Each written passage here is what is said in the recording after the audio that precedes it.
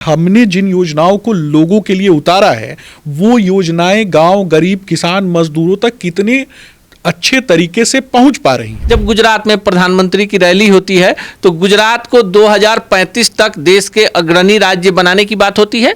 बिहार में जब प्रधानमंत्री की रैली होती है तो 5 किलो अनाज की चर्चा होती है। शाहाबाद जैसे ही उनका आगमन होता है, हजारों करोड़ों रुपए की योजना शाहाबाद के लोगों को प्रदान की जाती है। तो आपको नहीं लगता है कि बिहार के लिए मजदूर स्पेशल ट्रेन नहीं, फैक्ट्रियां बन जाती और प्रधानमंत्री सक्षम है। बिहार ने लगातार 3 लोकसभा चुनावों में सीधे सीधे मोदी जी के हाथ को मजबूत किया। लालू जी का काल जाना जाता है, अपराधियों का काल, गुंडों का काल, बाहुबलियों का काल। बार बार लालू यादव का भय दिखाकर बिहार की जनता को, आपको नहीं लगता है कि 2010 में जो नीतीश कुमार और बीजेपी की सरकार थी वैसे ही सरकार बिहार की जनता चाहती है? तो वैसे ही गुंडों को प्रश्रय देकर के लालू यादव ने मुर्गा लड़ाओ प्रतियोगिता प्रारंभ की थी। अलग अलग जिलों से बाहुबलियों और गुंडों को खोजा गया था। अभी बोर्ड निगम का गठन हुआ है, देख लीजिए चिराग पासवान के बहनोई हैं, अशोक चौधरी के दामाद हैं, जीतन राम मांझी के दामाद हैं, किसी की पत्नी है, किसी की बेटी है। आपको नहीं लगता है कि ये भाजपा की संस्कृति? पतोह भगाओ योजना उन्होंने प्रारंभ की, पतोह को घर से बाहर निकाल दिया। दूसरे की बेटी इनके लिए बेटी नहीं है, लेकिन अपनी बेटी को सिंगापुर से लाके चुनाव लड़ाएंगे। परिवारवाद के खिलाफ भारतीय जनता पार्टी हमेशा से थी और भारतीय जनता पार्टी परिवारवाद के खिलाफ हमेशा से रहेगी। सुमित शशांक जैसे एक युवा कर्मठ पार्टी के समर्पित और बिना किसी पॉलिटिकल बैकग्राउंड से आए हुए युवा की चर्चा इस विधानसभा चुनाव में हो रही। आपको क्या लगता है कि आपके जैसे युवाओं को पार्टी आगे बढ़ाएगी? देखिए, मुझे जो जिम्मेदारी पार्टी ने दी है उस दायित्व से, उस जिम्मेदारी से और जिस तरीके से मैं पार्टी की बातों को लोगों के समक्ष रखता हूं, मैं उससे संतुष्ट हूं। जिस दिन पार्टी को लगेगा कि अगर मैं सक्षम हूं तो निश्चित रूप से पार्टी मुझे आगे बढ़ाएगी। बिहार में युवा राजनीति की चर्चा होते ही भाजपा के प्रदेश प्रवक्ता सुमित शशांक की चर्चा होती है। पिछले 1 दशक के दौरान सुमित शशांक ने अपने बल पर बिहार की राजनीति में एक अपनी अलग पहचान बनाई है, चाहे टीवी डिबेट हो या पार्टी का पक्ष किसी भी मंच पर रखने को लेकर है। लेकिन आज सुमित शशांक हमारे सामने हैं तो इनसे हम इनके बारे में भी सवाल पूछेंगे और 20 तारीख को प्रधानमंत्री की सिवान जिले के पचरुखी के जसौली में होने जा रही सभा को लेकर भी बिहार के युवा पॉलिटिक्स पर भी चर्चा करेंगे। अब सवालों की झड़ी लगाते हैं और पहला सवाल, सिवान में प्रधानमंत्री की रैली है, इसको किस रूप में लेते हैं?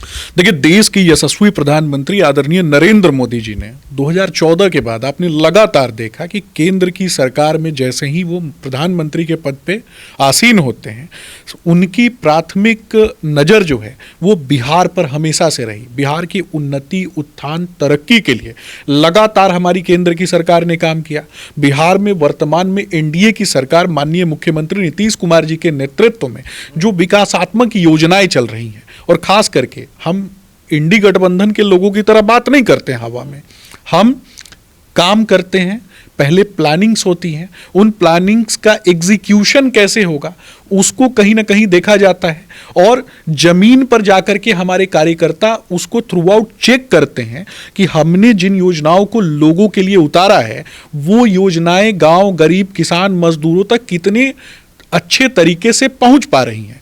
अगर उसमें कहीं भी कोई कमी दिखाई देती है तो उस योजना को एक अम्ब्रेला योजना में बदल करके उसके अंतर्गत विभिन्न योजनाओं को ला करके लोगों को लाभान्वित करने का काम लगातार हम करते हैं। आपने देखा कि प्रधानमंत्री नरेंद्र मोदी जी की महत्वाकांक्षी परियोजना जिसमें आयुष्मान भारत योजना जिसको कहा जाता है, 5 लाख रुपए तक का कवरेज प्रदान करना एक परिवार को। आप कल्पना कीजिए कि एक परिवार में किसी व्यक्ति की मृत्यु पैसे के अभाव में हो जाती है, इससे ज्यादा दुखद कुछ भी नहीं हो सकता। एक महिला की अगर मृत्यु हो जाती है तो पूरा परिवार उस पर डिपेंडेंट होता है, बच्चे डिपेंडेंट होते हैं। एक छोटे बच्चे की अगर मृत्यु हो जाती है तो कहीं ना कहीं पूरा परिवार उदास हो जाता है। एक बुजुर्ग जिसने पूरे परिवार को सींचा है। देश ने 11 साल मोदी सरकार को दिए, 11वां वर्षगांठ भी मनाया जा रहा है। जो बातें आप कह रहे हैं, देश का एक नागरिक होने के नाते तमाम लोग इस पर सहमति बताएंगे। लेकिन अब सिवान में सभा है सुमित शशांक जी, तो सीधे सीधे सवाल पर आ जाते हैं। जब गुजरात में प्रधानमंत्री की रैली होती है तो गुजरात को 2035 तक देश के अग्रणी राज्य बनाने की बात होती है। बिहार में जब प्रधानमंत्री की रैली होती है तो 5 किलो अनाज की चर्चा होती है।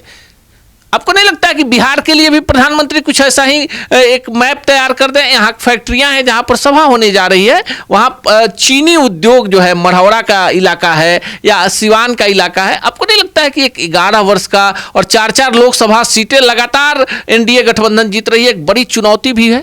मैं खास करके सारण की जनता को बताना चाहूंगा कि क्रोनोलॉजी समझिए।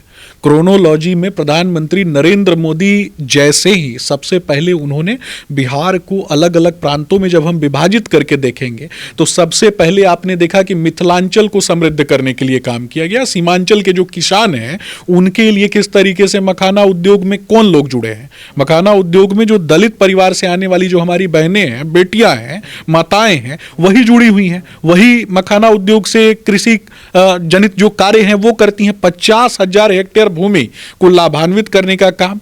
और उसके बाद आप देखेंगे कि किस तरीके से फूड प्रोसेसिंग यूनिट्स बनाया गया। उसके बाद प्रधानमंत्री नरेंद्र मोदी जी ने किस क्षेत्र को चुना? शाहाबाद के क्षेत्र को चुना। शाहाबाद जैसे ही उनका आगमन होता है, हजारों करोड़ों रुपए की योजना शाहाबाद के लोगों को प्रदान की जाती है। अब उनका आगमन सारण हो रहा है, उसके बाद चंपारण होगा। तो सारण और चंपारण के लोगों को भी किस तरीके से लाभान्वित करना है, उनकी जो आर्थिक जो व्यवस्था है उसको कैसे परिवर्तित करना है, इसके लिए लगातार प्रधानमंत्री नरेंद्र मोदी जी काम कर रहे हैं, केंद्र की सरकार काम कर रही है। बिहार में वर्तमान भी आप 5 किलो अनाज की बात करते हैं, हमने बात किया कि 5 किलो अनाज हमने कब देना प्रारंभ किया? कोरोना काल में प्रारंभ किया। और कहीं ना कहीं कोरोना काल में प्रत्येक व्यक्ति की ये जिम्मेदारी थी कि अपने साथ के लोग, खास करके जो लोग भी कहीं से भी पिछड़े हुए थे, वैसे लोगों की। सुमित शशांक जी, इस योजना, चूंकि गरीबों के लिए योजना, हम इसका विरोध नहीं करते, लेकिन आपको नहीं लगता है कि प्रधानमंत्री के भाषण में ये 5 किलो का अनाज बिहार में होता है, क्या गुजरात के गरीबों को 5 किलो अनाज नहीं दिया जाता? देखिए, 80 करोड़ लोगों को प्रदान किया जाता है, मुफ्त दवाइयां प्रदान की जाती हैं। आप ये भी देखिए ना कि किस तरीके से जन औषधि के नाम पर हम लोगों को काफी कम नॉमिनल प्राइस में लोगों को जन औषधि जो चीजें हैं वो प्रदान करने का काम करते हैं। लोगों को एक तरीके से न्यूट्रिशनल डाइट्स प्रदान करने का काम किया जा रहा है। बिहार में जब एक बेटी का जन्म होता है, उस बेटी के जन्म के बाद आप देखेंगे कि उसके खाते में रुपए प्रदान किए जाते हैं। वही बेटी जब 9वीं कक्षा में जाती है तो साइकिल प्रदान किया जाता है ताकि वो स्कूल जा सके। वही बेटी जब, इस दौरान आप देखेंगे कि मिड डे मील योजनाओं के माध्यम से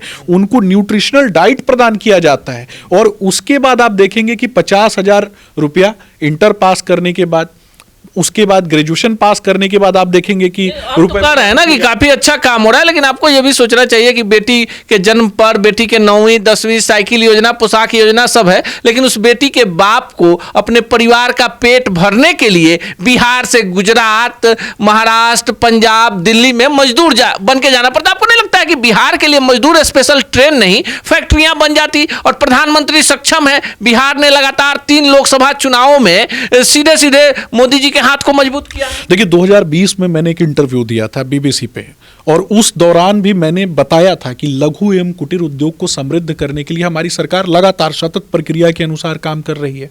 उसके बाद आपने देखा कि सैयद शाहनवाज हुसैन को किस तरीके से उद्योग मंत्री बनाए गए और उन्होंने किस तरीके से राज्य को संवर्धित करने के लिए काम किया। आप देखिए, देख लीजिए, उसका स्पष्ट रूप से आज चीजें परिवर्तित होती दिखाई दे रही हैं कि जो लोग कभी बाहर जाते थे, लालू जी का काल जाना जाता है, अपराधियों का काल, गुंडों का काल, बाहुबलियों का काल, और सवर्ण पलायन करते थे, ओबीसी वर्ग का एक तरीके से अपहरण हो जाता था और SC ST पे FIR हो जाता था।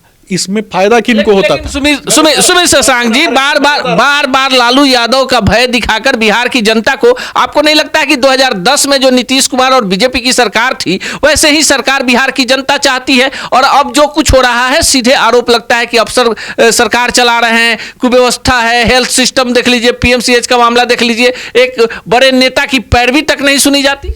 साहबुद्दीन जैसे गुंडे को किसने बनाया था? चंदा बाबू के दोनों बेटों को तेजाब से किसने नहलाया था? यही साहबुद्दीन जैसा जो गुंडा था उसी ने किया था ना। और वैसे अपराधियों, दुर्गांत अपराधियों को पैचेज ऑफ वोट्स की दलाली करने के लिए, मुसलमानों के वोट की दलाली करने के लिए गुंडे और अपराधियों को चुना गया। किसी अच्छे व्यक्ति को तो नहीं चुना गया, किसी डॉक्टर इंजीनियर को तो नहीं चुना गया राज्यसभा और विधानसभा में भेजने के लिए। एक अपराधी और एक गुंडे को चुना गया। तो वैसे ही गुंडों को प्रश्रय देकर के लालू यादव ने मुर्गा लड़ाओ प्रतियोगिता प्रारंभ की थी।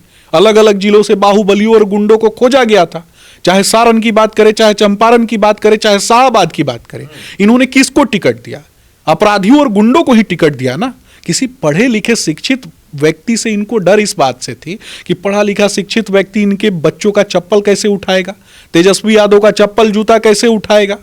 अब तो स्थिति उनके परिवार में अलग हो गई है। अब तो अपने बड़े बेटे से वो संजय यादव का चप्पल उठवाने के लिए खड़ा करके रखा हुआ है। अगर वो नहीं उठाए तो उसके बाद विषय पर ही आ जाते हैं सीधे सीधे। एक तरफ आप कह रहे हैं परिवारवाद अपराध को आरजेडी ने बढ़ावा दिया, अभी बोर्ड निगम का गठन हुआ है। देख लीजिए चिराग पासवान के बहनोई हैं, अशोक चौधरी के दामाद हैं, जीतन राम मांझी के दामाद हैं, किसी की पत्नी है, किसी की बेटी है। आपको नहीं लगता है कि ये भाजपा की संस्कृति नहीं है? देखिए, मुझे लगता है खास करके कि भारतीय जनता पार्टी ने युवाओं को हमेशा से प्रश्रय दिया। परिवारवाद की परिभाषा ये नहीं है कि लालू यादव सिर्फ अपनी बेटी, अपना भाई, अपने परिवार के लोगों को आगे बढ़ाने के लिए काम करे। लालू यादव ने आरोप कौन लगा रहा है? तेजस्वी यादव और लालू यादव, जिन लोगों ने पूरा का पूरा खानदान बसा लिया। माई बहन पतोह भगाओ योजना उन्होंने प्रारंभ की, पतोह को घर से बाहर निकाल दिया। दूसरे की बेटी इनके लिए बेटी नहीं है, लेकिन अपनी बेटी को सिंगापुर से लाके चुनाव लड़ाएंगे, अपनी बेटी को बार बार हारने के बाद चुनाव लड़ाएंगे। और जिन नेताओं के बेटे बेटियों ने लगातार काम किया होगा किसी संगठन को बनाने के लिए, अगर उनको कुछ मिलता है तो मुझे लगता है कि इस पर विरोध नहीं होना चाहिए। लेकिन परिवारवाद के खिलाफ भारतीय जनता पार्टी हमेशा से थी और भारतीय जनता पार्टी परिवारवाद के खिलाफ हमेशा से रहेगी। भारतीय जनता पार्टी ने उन प्रतिभाशाली युवाओं को हमेशा मौका दिया जो अपने दम पर कहीं ना कहीं आगे बढ़ते हैं और राज्य चलिए आप ही के बात को आगे बढ़ा देते हैं। भाजपा प्रतिभाशाली युवाओं को आगे बढ़ाती है। हुक्मदेव नारायण यादव के बेटे अशोक यादव सांसद हो जाते हैं, सीपी ठाकुर के बेटे विवेक ठाकुर को सांसद बनाया जाता है। यह परिवारवाद भाजपा की नजर में नहीं है। लेकिन सुमित शशांक जैसे एक युवा कर्मठ पार्टी के समर्पित और बिना किसी पॉलिटिकल बैकग्राउंड से आए हुए युवा की चर्चा इस विधानसभा चुनाव में हो रही। आपको क्या लगता है कि आपके जैसे युवाओं को पार्टी आगे बढ़ाएगी? देखिए, मैंने डिफरेंट सॉर्ट ऑफ चैनल्स के माध्यम से देखा कि मेरे विषय में भी चर्चा कहीं ना कहीं होती है, लेकिन मुझे लगता है कि मैं संगठन के दायरे में संगठन के नियमों को जीने वाला एक युवा हूं। मैंने लगातार पार्टी के लिए लगातार बचपन से काम किया और पार्टी के लिए का एक समर्पित कार्यकर्ता हूं। मुझे जो जिम्मेदारी पार्टी ने दी है उस दायित्व से, उस जिम्मेदारी से और जिस तरीके से मैं पार्टी की बातों को लोगों के समक्ष रखता हूं, मैं उससे संतुष्ट हूं। जिस दिन पार्टी को लगेगा कि अगर मैं सक्षम हूं तो निश्चित रूप से पार्टी मुझे आगे बढ़ाएगी। और मुझे लगता है कि पार्टी प्रत्येक उस युवा को आगे बढ़ाती है जो पार्टी के लिए और राज्य के हित के लिए एक एसेट के रूप में अपने आप को परिवर्तित करते हैं। तो मुझे लगता है कि एक नैसर्गिक प्रक्रिया है, सबको मौका मिलता है। चलिए, सुमित शशांक हैं और स्पष्ट शब्दों में मान रहे हैं कि बीजेपी की अपनी संस्कृति रही है जहां समर्पित कार्यकर्ताओं को आगे बढ़ाया जाता है। प्रधानमंत्री की रैली को लेकर काफी आशान्वित हैं कि इस बार सारण प्रमंडल को बड़ा वजीफा मिलने वाला है। बाकी आप क्या सोचते हैं कमेंट बॉक्स में जरूर बताएं। सच टॉक का ये वीडियो आप लोगों को कैसा लगा कमेंट करके जरूर बताएं। साथ ही साथ अपने दोस्तों से शेयर करना इस वीडियो को ना भूलें। और हमारा 25 लाख का परिवार फेसबुक पे है, फॉलो बटन पे क्लिक करके जो है आप उससे जुड़ सकते हैं। यूट्यूब पे भी लगभग 25 लाख का परिवार है हमारा, उस पे भी जो है सब्सक्राइब बटन पे क्लिक करके आप जुड़ सकते हैं। साथ ही साथ इंस्टाग्राम और ट्विटर पे भी जो है आप फॉलो करना ना भूलें, तब जाके जो है आपको वीडियो का नोटिफिकेशन सबसे पहले मिलेगा। जय हिंद।